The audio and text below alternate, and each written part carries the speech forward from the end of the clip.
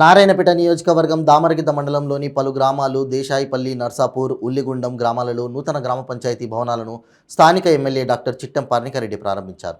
మల్రెడ్డిపల్లి గ్రామంలో పాఠశాల అదనపు గదులను ప్రారంభించారు.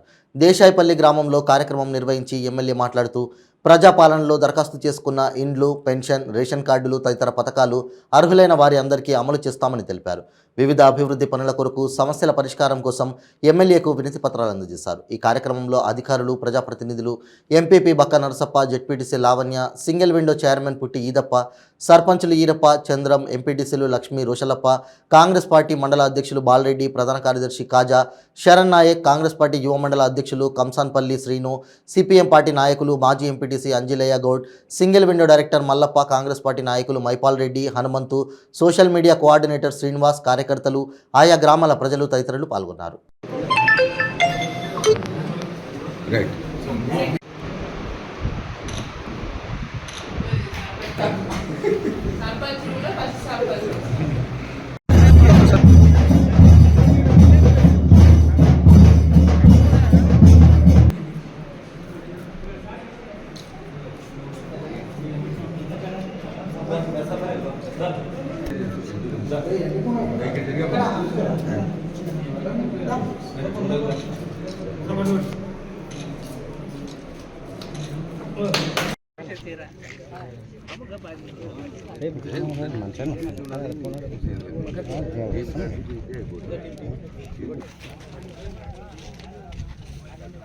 గ్రామ ప్రజలందరికీ కూడా ముందుగా అందరికీ నమస్కారం అమ్మ. అందరు బాగుండ్రా, బాగాలేరా?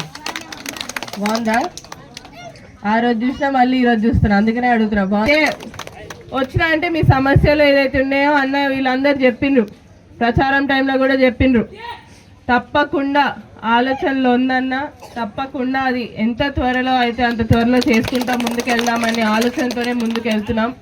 ఆ గొర్రెల సంగతి కూడా అది పైనుంచి ఏవైతే ఆదేశాలు వస్తాయో దాని ప్రకారంగా డీడీలన్నా వాళ్ళకి వాపస్ చేసేటట్టన్నా, గొర్రెలన్నా ఇచ్చేటట్టు అనేది కూడా ప్రయత్నంలో ఉన్నాము. తప్పకుండా అది కూడా త్వరలో ఒక సొల్యూషన్ తెచ్చి మీకు అందరికీ కూడా ఇస్తాం. ఏదైతే ప్రజాపాలన జరిగిందో మరి దరఖాస్తు చేసుకున్నా లేదా? అందరూ